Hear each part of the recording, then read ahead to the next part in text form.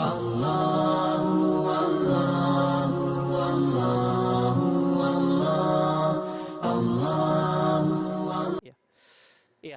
hari ini kita akan melanjutkan kembali Ahsanul Qasas, sebaik-baik kisah, yaitu kisah-kisah Al-Quran.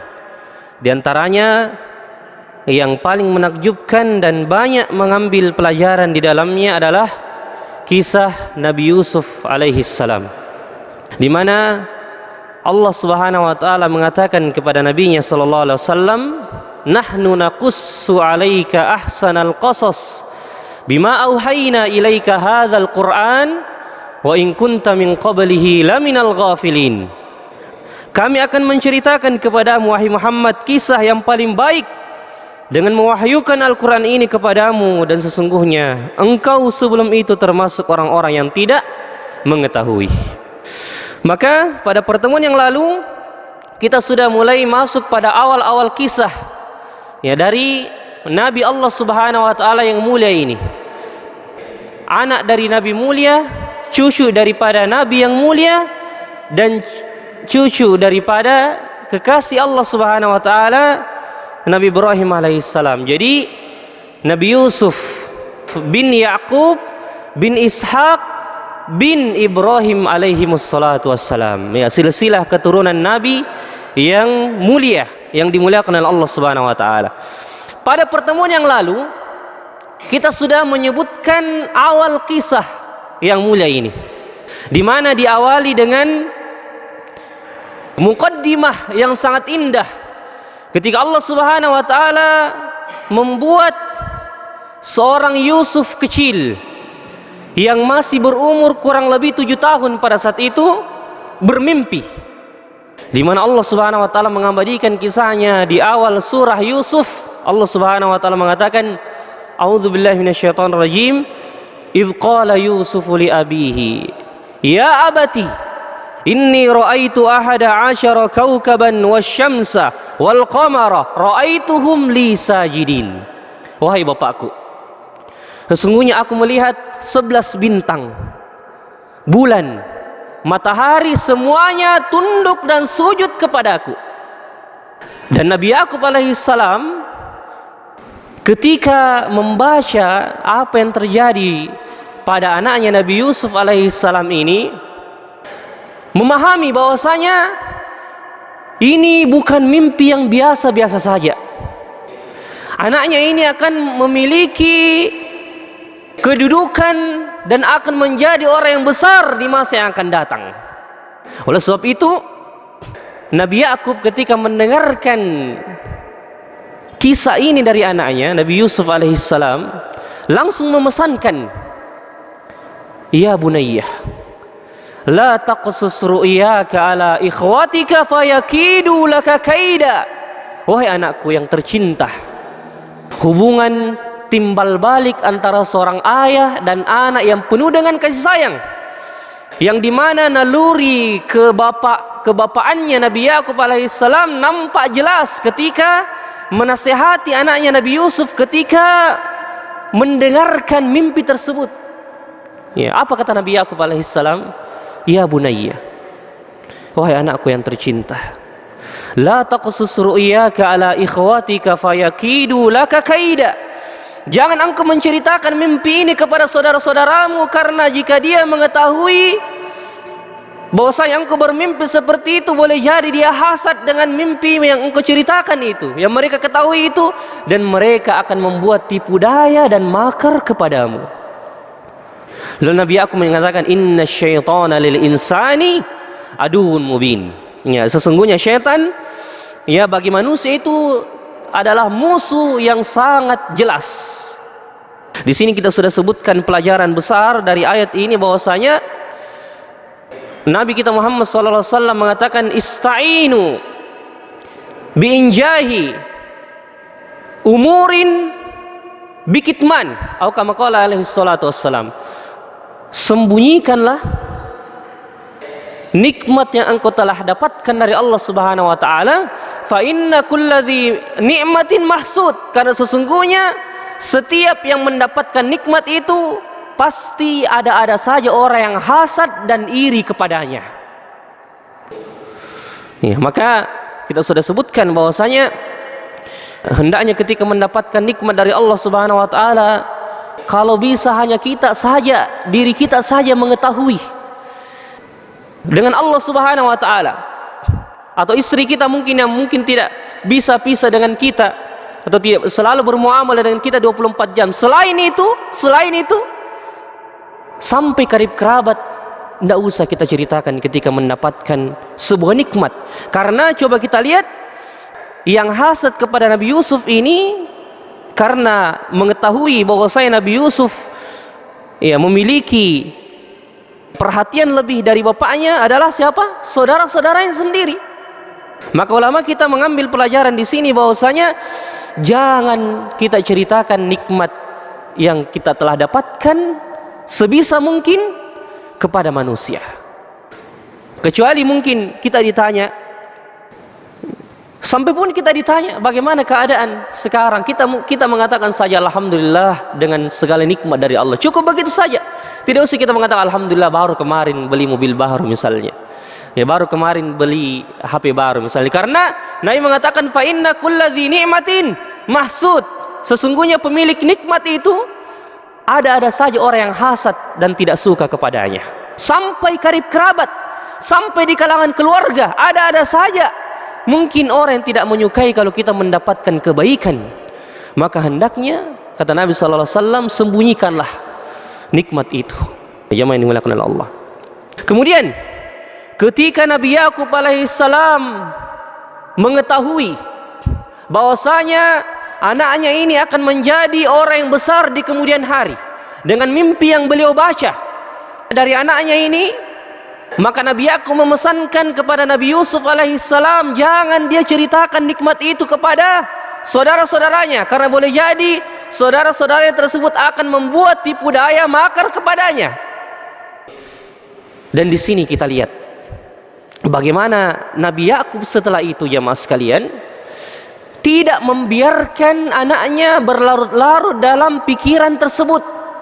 Karena boleh jadi seorang anak ketika diberitahukan tentang hal-hal yang bisa membahayakan atau bisa membuat anak ini kaget atau bisa membuat anak ini tidak tenang dalam kehidupannya, maka Nabi Yakub alaihi salatu wassalam ketika setelah memesankan kepada anaknya jangan engkau ceritakan mimpi itu kepada saudara-saudaramu, boleh jadi dia akan membuat tipu daya makar kepadamu, langsung Nabi Yusuf mengalihkan arah pembicaraan dan mengingatkan nikmat yang sangat besar yang Allah telah berikan kepada Nabi Yusuf alaihissalam. Apa kata Nabi Yakub?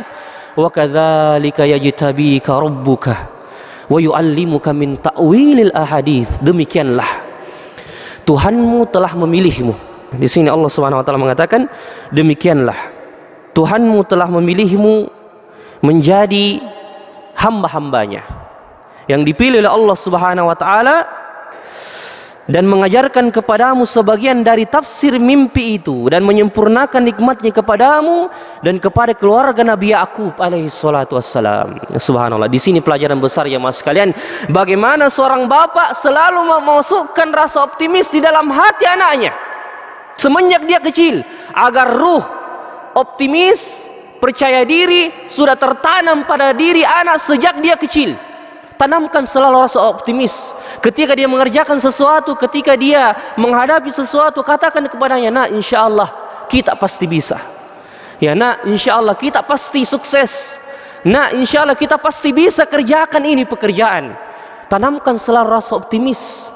Sebagaimana Nabi Yakub alaihissalam ketika melihat mimpi itu, terbaca mimpi itu di tengah-tengah kejadian yang dialami oleh Nabi Yusuf alaihissalam, setelah memesankan anaknya jangan engkau ceritakan hal itu kepada saudara-saudaramu karena dia akan membuat tipu daya makar kepadamu, Nabi Yakub takut jangan sampai anaknya ini memikirkan perkataannya tadi, bahwasanya anaknya akan terlarut dalam pemikiran bahwasanya bagaimana ini saudara-saudara saya bisa jadi membuat tipu daya, membuat aku celaka. Tapi Nabi Yakub langsung mengalihkan pembicaraan tersebut dan mengatakan, wa kadzalika yajtabika rabbuk. Demikianlah Tuhanmu memilihmu wahai anakku. Subhanallah. Ruh optimis, percaya diri, merasa yakin dengan janji Allah Subhanahu wa taala yang akan diberikan kepada Nabi Yusuf alaihi salam di masa kecilnya.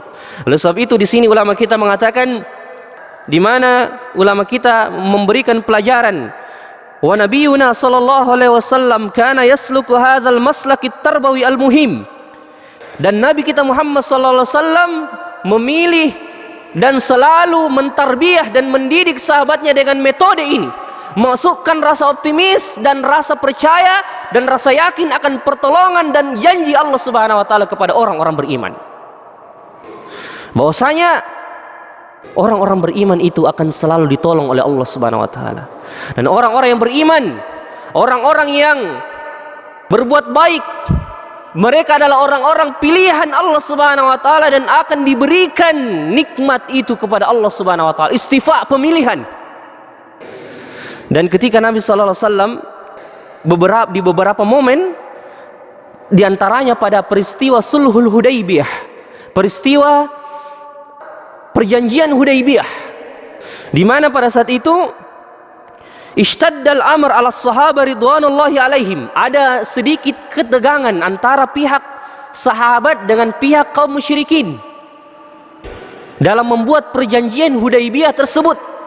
Ada sedikit ketegangan di dalam diri para sahabat, karena boleh jadi jika perjanjian itu salah-salah dalam membuatnya, dalam menyepakatinya, itu bisa berimbas balik kepada kubu kaum muslimin. Di antaranya ketika dilarangnya kaum muslimin masuk ke dalam kota Mekah untuk berumrah, itu di antara hal yang paling ditakutkan oleh para sahabat ketika kaum musyrikin melakukan hal tersebut pada diri kaum muslimin. Ya, maka ketika ada sedikit ketegangan antara pihak sahabat dan pihak kaum Quraisy, Nabi sallallahu alaihi wasallam falamma ra'au Suhail bin Amr qadiman, ketika ketegangan itu berlangsung antara pihak sahabat dan pihak kaum musyrikin, datang tiba-tiba Suhail bin Amr dalam peristiwa perjanjian Hudaybiyah tersebut, datang belakangan. Dan Suhail bin Amr ini, dari namanya saja diambil dalam bahasa Arab dari kata-kata sahlun muyassar, artinya mudah. Ya, Suhail artinya mudah, dari kata-kata sahal, mudah. Maka Nabi kita Muhammad sallallahu alaihi wasallam qad sahula lakum min amrikum, karena Nabi melihat Suhail datang dari jauh dan Nabi memahami arti kata dari nama Suhail ini, maka Nabi langsung mengaitkan kedatangan Suhail dengan urusan kemudahan dengan mengatakan telah datang kepada kalian kemudahan dengan datangnya Suhail bin Amr, dengan harapan Suhail bin Amr ini sesuai dengan namanya diambil dari kata-kata mudah dan kemudahan. Mudah-mudahan dengan kedatangan Suhail membawa kemudahan bagi urusan kaum muslimin. Subhanallah. Dan peristiwa yang sangat besar jamaah sekalian, yang tidak akan pernah dilupakan oleh sejarah, pada peristiwa perang Khandaq, di mana pada perang tersebut tidak digambarkan keadaan yang sangat sulit pada puncak musim dingin, dan Nabi SAW dan para sahabat karena saking laparnya mengikat perutnya dengan batu jamaah sekalian. Kemudian ditambah lagi semua orang-orang musyrik, orang-orang Quraisy, orang-orang Yahudi dari kalangan Bani Quraidah dan Bani Nadhir bekerja sama mengepung kota Madinah. Maka Allah menggambarkan bagaimana ketegangan dan puncak kesulitan para sahabat di perang Khandaq tersebut. Pada musim dingin, dalam keadaan lapar, dan dalam keadaan semua musuh mengepung dari segala penjuru kota Madinah. Subhanallah. Sehingga Allah Subhanahu wa taala mengatakan, hunalika batuliyal mu'minuna wa zulzilu zilzalan syadida. Pada saat itu kaum muslimin betul-betul diuji dengan kegoncangan yang sangat dahsyat yang dialami di dalam hati-hati mereka. Sampai-sampai orang munafik mengatakan, ya bahwasanya idh yaqulul munafiquna walladzina fi qulubihim maradun ma wa'adana Allah wa rasuluhu illa ghurura. Orang-orang munafik sampai mengatakan apa yang dijanjikan oleh Allah dan Rasulnya berupa pertolongan, itu hanya tipu daya belaka. Nauzubillah min dzalik. Tapi pada peristiwa yang sangat genting tersebut, musuh semua mengepung. Kemudian Nabi SAW di awal-awal membuat parit, karena perang Khandaq itu artinya perang parit. Artinya perang parit dibuat semacam selokan besar yang mengelilingi kota Madinah, selokan besar. Ide yang luar biasa dari Salman Al-Farisi ketika terjadi perang Khandaq tersebut. Beliau mengusulkan bagaimana kalau kita menggali parit ya Rasulullah, Khandaq, agar kemudian menghalangi pasukan kaum musyrikin untuk masuk ke dalam kota Madinah. Parit yang sangat besar, yang sangat lebar. Disitulah Rasulullah SAW dan para sahabat merasakan kedinginan itu ketika menggali parit, dan itu lama prosesnya. Kita saja kalau menggali selokan, menggali lubang yang besar di sekitar Masjid Ar-Rahman ini butuh tenaga, butuh waktu, apalagi ini mengelilingi parit yang mengelilingi kota Madinah. Jamaah ini dimuliakan oleh Allah. Dan pada saat proses penggalian tersebut, Nabi SAW mengalami kelaparan yang luar biasa, ditambah musim dingin, sampai-sampai Nabi dan para sahabat mengikat perutnya dengan batu untuk menahan rasa lapar tersebut. Di tengah-tengah pengerjaan penggalian parit itu ada semacam sebongkah batu besar yang tidak bisa dihancurkan. Beberapa orang sahabat sudah berusaha untuk mencangkul atau menghancurkan batu tersebut, tapi tidak bisa-bisa juga. Lalu Rasulullah SAW dengan tangannya yang mulia turun sendiri mengambil cangkul dan kapak itu sallallahu alaihi wasallam, dan kemudian memukulkan besi atau cangkul itu ke batu yang besar itu. Lalu setelah itu Nabi bertakbir, Allahu Akbar. Nabi bertakbir sampai 3 kali, Allahu Akbar, Allahu Akbar, Allahu Akbar. Lalu ada semacam cahaya yang besar yang tinggi menjulang ke langit. Lalu Nabi mengatakan, telah dibukakan bagiku istana Persia yang kita akan menaklukkan di masa yang akan datang. Kemudian batu itu belum pecah. Nabi mengangkat lagi tangannya, kemudian memukulkan kapaknya ke batu. Kemudian bertakbir Allahu Akbar. Masih yang muncul hanya cahaya yang tinggi menjulang sampai ke langit. Lalu Nabi mengatakan, Allahu Akbar, telah dibukakan bagiku istana-istana Romawi. Subhanallah, 2 kekuatan besar pada saat itu, Persia dan Romawi. Ya, Nabi mengatakan, Allahu Akbar, telah dibukakan bagiku pintu-pintu istana Persia dan pintu-pintu istana Romawi. Lalu pada pukulan yang ketiga, Nabi memukul lagi, Allahu Akbar, masih cahaya yang tinggi menjulang ke langit. Lalu Nabi mengatakan, telah dibukakan bagiku istana merah di negeri Yaman yang kita akan memasukinya. Subhanallah. Para sahabat heran ya melihat kejadian seperti itu. Kejadian yang sangat aneh, yang dimana Rasulullah SAW mengalami kesulitan yang sangat dahsyat, kedinginan, kelaparan, tapi kok Nabi mengatakan seperti itu? Makanya orang-orang munafik mengatakan apa yang dijanjikan Allah dan Rasulnya hanyalah tipu daya belaka. Subhanallah. Tapi apa pelajaran yang bisa kita ambil pada perkataan Rasulullah tersebut? Ya, sebelumnya pada pukulan yang keempat Nabi bertakbir Allahu Akbar, barulah batu itu pecah. Pada pelajaran besar yang Nabi katakan di saat-saat genting tersebut, rasa optimis yang dia masukkan dalam diri para sahabat. Jamaah maghrib rahimakumullah. Nah, di saat-saat genting tersebut, di mana para sahabat dalam keadaan lapar dan kedinginan, tapi Nabi memasukkan rasa optimis, rasa percaya diri di dalam diri para sahabat bahwasanya insyaallah mulai dari sini kita akan berawal menaklukkan dan memasuki istana Persia dan Romawi. Kekuatan besar pada saat itu zaman dimulakan oleh Allah.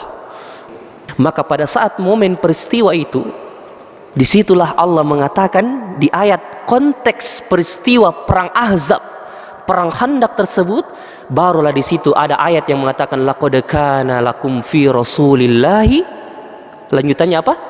Uswatun hasanah. Sungguh telah ada pada diri Rasulullah sallallahu alaihi wasallam suri teladan yang baik bagi orang-orang yang beriman. Karena apa?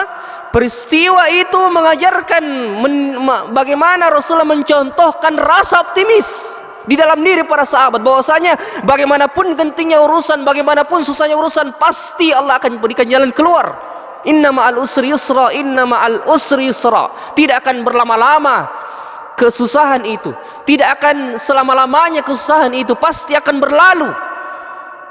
Padahal pada saat itu penaklukan Persia dan Romawi belum terjadi di zaman Rasulullah, tapi nanti di zaman Umar bin Khattab.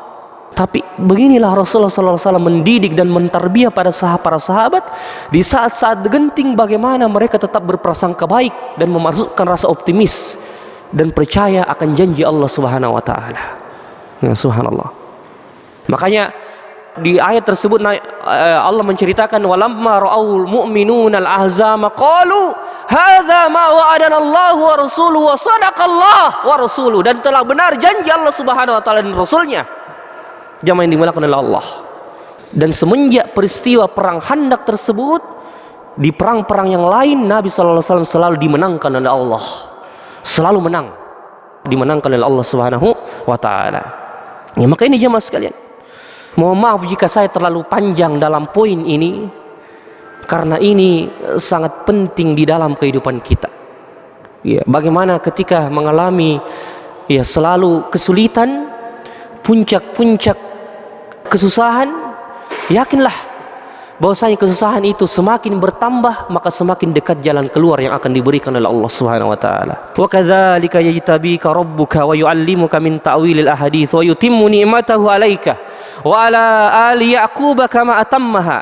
Ketika Nabi Yaqub alaihissalam memasukkan kepercayaan diri pada diri anaknya dan rasa optimis di dalam diri anaknya Nabi Yusuf alaihissalam dengan mengatakan, demikianlah Allah Subhanahu wa taala memilihmu wahai anakku, dan aku mengajarkan tafsir mimpi itu kepadamu, wa yutimmu ni'matahu 'alaika, dan akan menyempurnakan nikmat itu kepadamu, wa ala ali Yaqub, dan akan menyempurnakan nikmat ini kepada seluruh keluarga Nabi Yaqub alaihissalam, kama atammaha ala abawaika min qablu Ibrahim wa Ishaq inna rabbaka alimun hakim. Demikianlah sebagaimana Allah menyempurnakan nikmat itu kepada bapak-bapakmu sebelummu sampai Nabi Ibrahim, dari Nabi Ibrahim dan Nabi Ishak.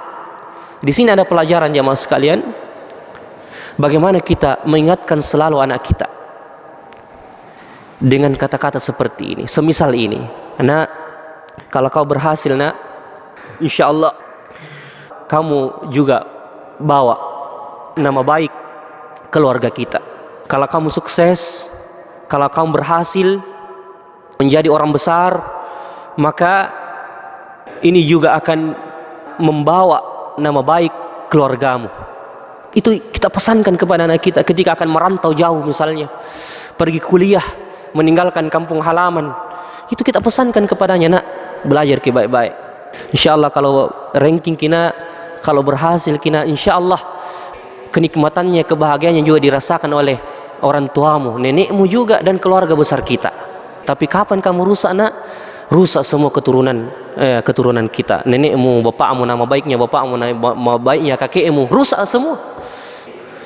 Maka ini yang kita ingatkan kepada anak kita ketika dia akan memulai pendidikannya misalnya, atau dia akan pergi merantau, pergi jauh meninggalkan kita.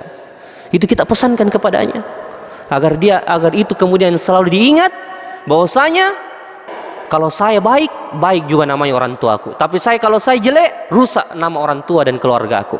Sebagaimana Nabi Yaqub alaihissalam, wa kadzalika yajtabika rabbuka wa yu'allimuka min ta'wilil ahadits wa yutimmu ni'matahu 'alaika wa ala ali Yaqub kama atammaha ala abawaika min qablu Ibrahim wa Ishaq. Nabi Yaqub mengingatkan bahwasanya engkaulah penyempurna nikmat keluarga Nabi Yaqub. Bahkan bukan hanya keluarga Nabi Yaqub wahai anakku, bahkan sampai kepada keturunan Nabi Ishaq, kakekmu, bahkan sampai keturunan kakekmu lagi Nabi Ibrahim alaihissalam. Subhanallah. Inna rabbaka alimun hakim. Demikianlah Allah, sesungguhnya Tuhanmu maha mengetahui lagi maha bijaksana. Ya, di sini ada faedah, wa min fawaidi Yaqub alaihissalam at-tarbawiyah hirsahu ala tarbiyati ibnihi ala raddil fadli li ahlihi. Di antara pelajaran dari ayat ini, wa kadzalika yajtabika rabbuka wa yu'allimuka min ta'wilil ahadits, Bagaimana Nabi Yakub alaihissalam mentarbiyah dan mendidik anak-anaknya untuk mengembalikan keutamaan dan nikmat itu kepada pemiliknya, siapa? Allah Subhanahu wa taala. Ya, wa kadzalika yajtabika rabbuka. Demikianlah Tuhanmu telah memilihmu, Tuhanmu telah memilihmu. Bukan semata-mata karena ilmumu, bukan semata-mata karena kecerdasanmu, bukan semata-mata karena kemampuan dan kekuatanmu, tapi semata-mata dari Allah Subhanahu wa taala. Makanya kalau anak kita mendapatkan nikmat, anak kita ranking di sekolah, mendapatkan prestasi di sekolah, jangan biarkan dia mengatakan, lihat Pak, saya ranking di sekolah Pak. Kita katakan, nah ingat, meskipun kamu belajar dengan baik, tapi semua itu berkat taufik dari Allah Subhanahu wa taala, semua dari Allah. Kenikmatan, kesuksesan dan semua yang kau dapatkan berupa tingginya peringkatmu di kelas, tingginya prestasimu, semua dari Allah Subhanahu wa taala. Coba bayangkan kalau dari sekarang kita didik anak-anak kita dengan dasar-dasar tauhid seperti ini, mulai dari yang kita katakan tadi, bagaimana kita menanamkan rasa percaya, optimis, tidak ada putus asa di dalam diri anak kita. Yang kedua, bagaimana kita mengingatkan kalau kebaikan anak kita, kebaikan untuk orang tuanya juga. Kemudian bagaimana kita mengingatkan anak kita bahwasanya semua nikmat yang mereka dapatkan semata-mata atas fadl, keutamaan dari Allah Subhanahu wa taala, maka anak itu akan tumbuh berkembang menjadi anak-anak yang bagus dan kuat tauhidnya kepada Allah Subhanahu wa taala. Ayat ini saja yang kita bahas, subhanallah, sudah ada beberapa metode, ada beberapa nilai-nilai dasar tauhid yang Nabi Yakub masukkan pada diri anaknya Nabi Yusuf. Begitupun kita sebagai orang tua, bagaimana kita memasukkan nilai-nilai tauhid, bagaimana kita menggantungkan harapan, cita-cita dan keinginan anak kita kepada sang pemilik cita-cita itu, sang pemilik kekuasaan itu, Allah Subhanahu wa taala. Jamaah ini mulakan Allah.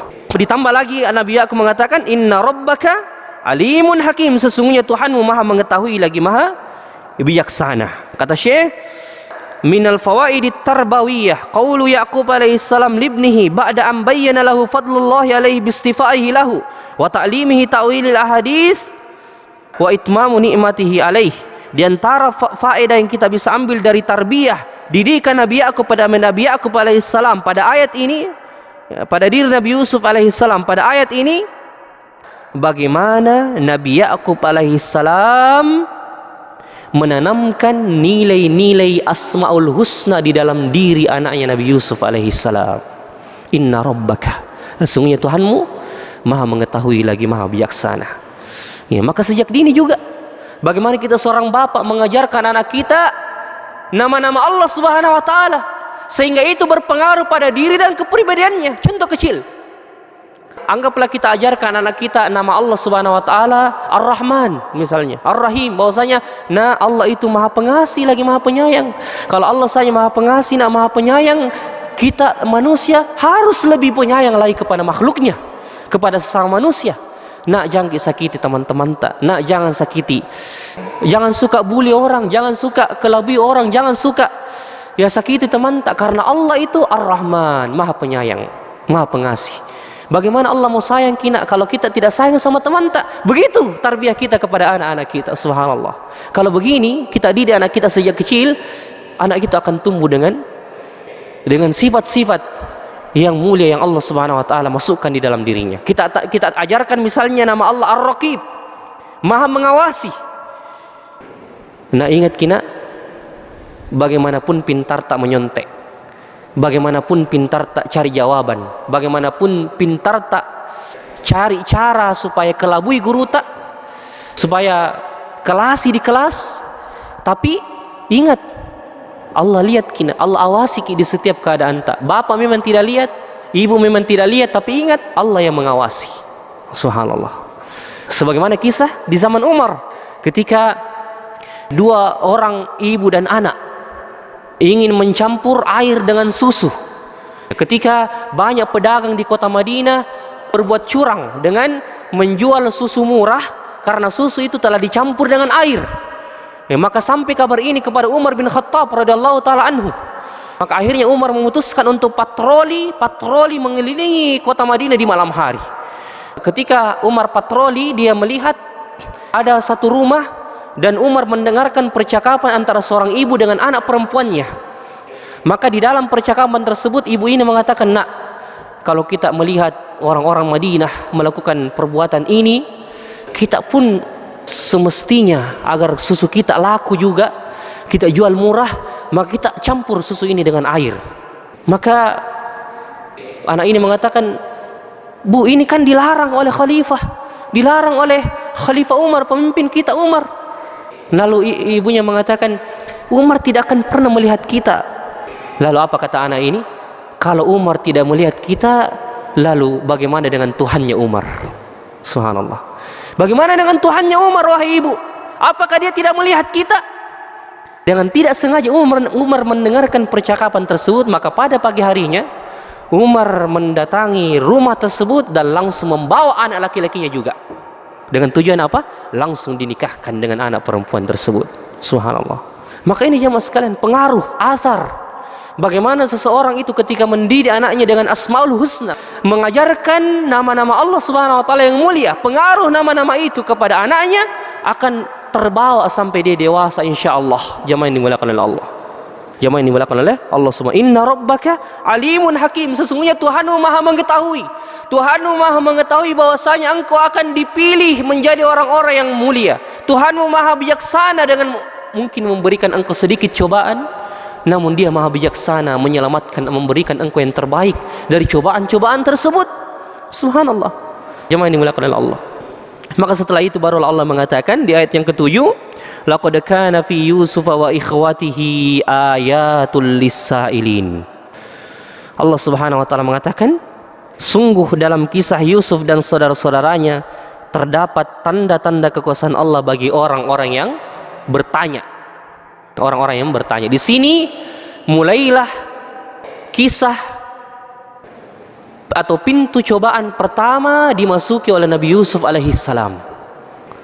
Pintu cobaan pertama dimasuki oleh Nabi Yusuf alaihissalam. Setelah tadi dihibur oleh bapaknya, dikuatkan oleh bapaknya, dikuatkan tauhidnya kepada Allah, ketergantungan hatinya kepada Allah Subhanahu wa taala, barulah Allah menyebutkan pintu cobaan pertama, ujian pertama yang akan dilalui Nabi Yusuf alaihissalam.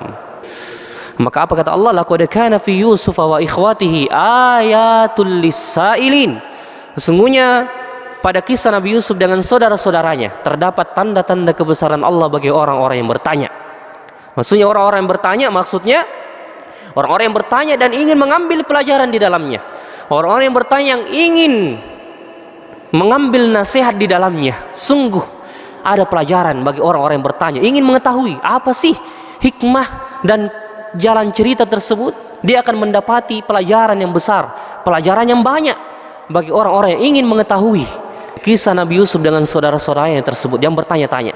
Subhanallah. Maka Allah mengatakan, idh qalu la Yusufu wa akhuhu ahabbu ila abina minna wa nahnu usbah inna abana lafi dhalalin mubin. Ingatlah wahai Muhammad, sesungguhnya Yusuf alaihissalam dan saudaranya, ingatlah ketika mereka bertanya-tanya, saudara-saudara Yusuf saling bertanya, berdiskusi di antara mereka bahwasanya idh qalu la Yusufu wa akhuhu ahabbu ila abina minna wa nahnu usbah.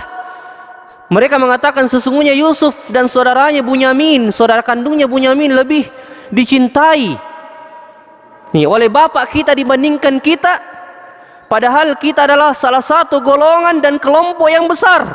Sungguh ayah kita benar-benar berada dalam kekeliruan yang nyata. Subhanallah. Maka mereka mengatakan, uqtulu Yusuf wa awitarahuhu arday yakhlu lakum wajhu abikum wa takunu min ba'dihi qauman salihin. Bunuhlah Yusuf atau buanglah dia ke suatu tempat agar perhatian ayahmu tertumpah kepadamu dan setelah itu kau menjadi orang-orang yang saleh.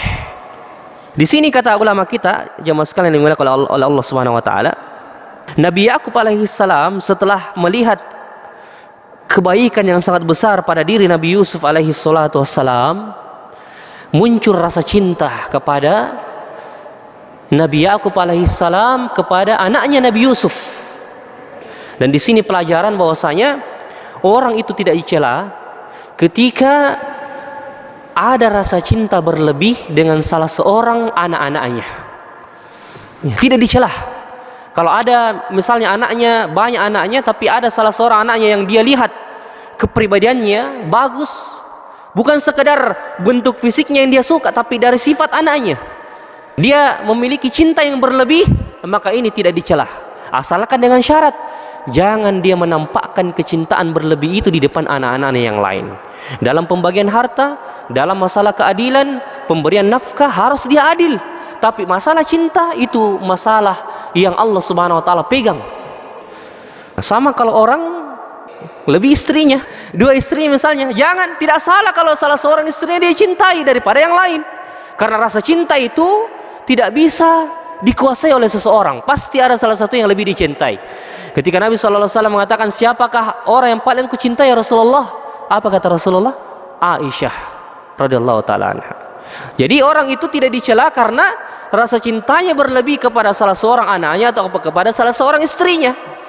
Karena itu tidak bisa ditolak, tidak bisa dilawan oleh seseorang. Karena itu naluri fitrah, apalagi jika dia melihat kelebihan, bakat, sifat yang dimiliki oleh anaknya ini, maka itu tidak dicela, asalkan dengan syarat tadi, jangan sampai dia menampakkan rasa cinta yang berlebih itu kepada anak yang satu ini di depan anak-anak yang lain. Kalau dia berada di hadapan anak-anaknya yang lain, hendaknya dia juga memberikan perhatian kepada anak-anaknya itu. Kalau dia berbicara di depan anak-anaknya semua, hendaknya semua dikasih waktu dan kesempatan untuk berbicara. Nah, sebagaimana disebutkan oleh Syekh di sini bahwasanya idza habba ahadun ibnan lahu hubban khassan, jika seorang mencintai salah seorang anaknya cinta secara khusus, fa alaihi an yurakkiza ala anna sababul hub huwa sifatul lati tahalla biha hadzal ibn la syakhsihi. Ini yang pertama yang diingatkan oleh Syekh, bahwasanya kalau orang itu mencintai cinta yang lebih kepada salah seorang anaknya, hendaknya dia ingat, jangan dia mencintai anaknya karena bentuk fisiknya misalnya atau ketampanannya, tapi hendaknya dia mencintai karena sifatnya yang lebih. Mungkin dia yang lebih berbakti kepada orang tuanya, pantas, wajar kalau orang tuanya lebih cinta kepada anak ini dibandingkan anak yang lain. Kemudian kata Syekh, walakinnal aba mura'atu masyairihim fala yadhhar hubban jamman zaidan li ahadil abna dunal baqiyah. Akan tetapi hendaknya seorang bapak memperhatikan perasaan-perasaan anaknya yang lain, maka jangan ia menampakkan cinta yang berlebih itu kepada salah seorang anaknya di depan anak-anaknya yang lain. Fala ta'zubu anhumul basma, jangan dia ketika dia tersenyum kepada anak yang paling dicintai, dia juga senyum kepada anak-anaknya yang lain. Ketika ada salah seorang anaknya tidak hadir di rumah, hendaknya dia mencarinya juga, bukan hanya anak yang dia cintai, cinta yang khusus ini. Kalau anak yang paling dicintai, dia cari-cari betul kalau dia tidak ada. Tapi kalau anak yang satu dia tidak ada, taruh nih lenjak, biarkan saja, nanti dia pulang sendiri. Inilah sikap tidak adil. Inilah sikap tidak adil kepada anak-anak yang akan membuat kepribadian anak yang lain akan rusak dan akan membahayakan keutuhan keluarga tersebut. Jamaah yang dimuliakan oleh Allah. Maka Syekh mengingatkan, wala yukfilunal kalimah, jangan dia lalai dari memberikan kalimat-kalimat indah, kalimat-kalimat yang menyejukkan hati anaknya.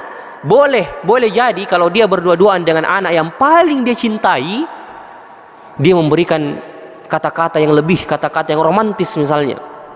Kalau saudara-saudaranya tidak ada. Tapi kalau dia di depan saudara-saudaranya, anak ini di depan saudara-saudaranya, jangan sampai seorang bapak ini tidak memuji anak-anaknya juga yang lain. Tidak memuji anak-anaknya juga yang lain. Sama kalau seorang suami mengatakan kepada salah seorang istrinya, aku cinta padamu, ya jangan juga dia pelit mengatakan aku cinta padamu kepada istri yang kedua misalnya. Karena ini masalah perasaan yang dijaga. Sekali lagi, boleh kemudian perasaan itu berlebih, boleh perasaan cinta itu berlebih, tapi dalam penampakan dari sikap itu hati-hati, dan sangat kita berhati-hati dalam menampakkan cinta khusus kepada anak atau istri kita. Jamaah yang dimuliakan oleh Allah Subhanahu wa taala. Fadlan al-muda'aba wal qubla. Kalau tadi jangan sampai bapak ini tidak mencari anaknya yang lain ketika dia tidak hadir. Ya, kemudian mencari anak yang lebih dicintai ketika dia tidak ada di depannya. Begitupun ketika dia fadlan anil muda'abah wal qublah, lebih diutamakan lagi ketika dia bercanda dan bermain-main bersama anak-anaknya. Subhanallah. Kan biasa kita tidak rasa itu kalau kita main-main kepada salah seorang anak kita. Biasa anak yang kita ajak main itu, biasa kita terlalu asik sehingga kakaknya mungkin dilupa, kesian. Kalau kita datang kakaknya langsung kita ajak sini kina, ya main sama-sama. Seperti itu. Biasa kita lupa bahwasanya ternyata ada kakaknya kesian di sampingnya dari tadi. Yang menunggu diajak juga main, ya, karena kita saking asiknya mungkin bermain dengan anak-anak kita. Maka ini perlu kita perhatikan. Bahkan dalam masalah mencium anak-anak kita, kalau dicium yang satu, dicium juga yang lain. Begitu jemaah sekalian. Jangan sampai ada ketidakadilan di dalam hati-hati kita seperti itu. Inna abana idh qalu la Yusuf wa akhuhu ahabbu ila abina minna wa nahnu usbah inna abana lafi dhalalin mubin. Dari sinilah awal kebencian itu muncul, ya, di dalam hati saudara-saudara Nabi Yusuf. Karena apa? Karena perasaan hasad, ya, karena perasaan hasad.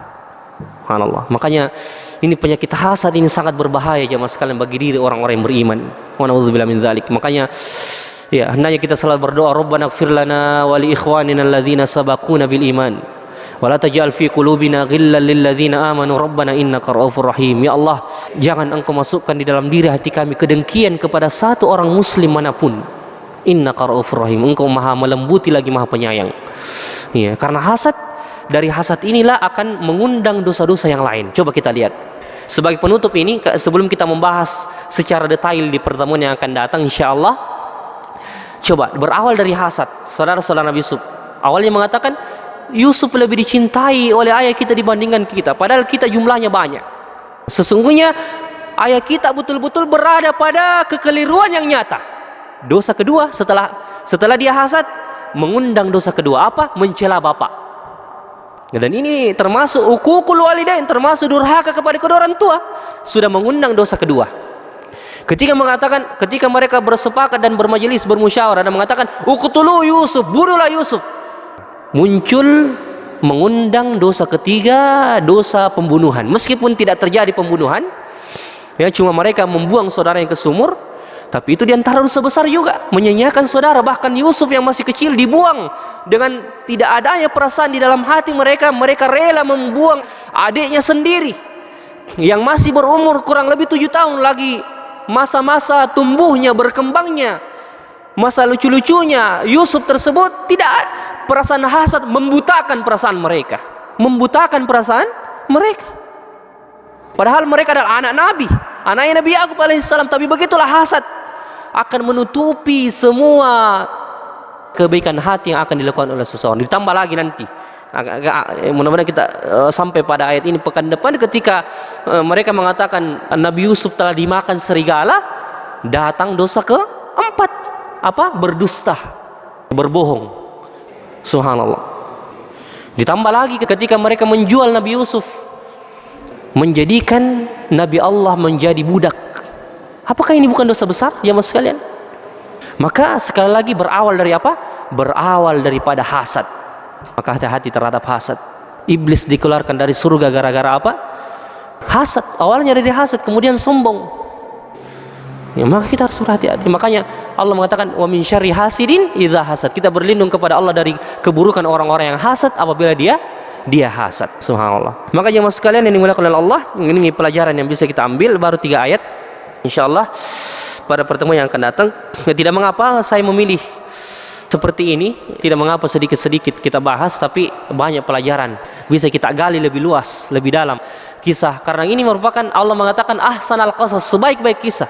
Maka jangan sampai kita lewatkan pelajaran-pelajaran berharga yang bisa kita ambil dalam kisah yang terbaik ini, kisah Nabi Yusuf alaihissalam. Insyaallah pekan depan kita akan menceritakan secara detail bagaimana proses mereka membujuk ayahnya, kemudian membawa Nabi Yusuf keluar, dan akhirnya dibuanglah Nabi Yusuf ke sumur. Insyaallah kita akan sebutkan pada pertemuan yang akan datang. Subhanakallahumma rabbana wa bihamdik, asyhadu an la ilaha illa anta, astaghfiruka wa atubu ilaik. Akhiru da'wana alhamdulillahi rabbil alamin. Assalamualaikum warahmatullahi wabarakatuh.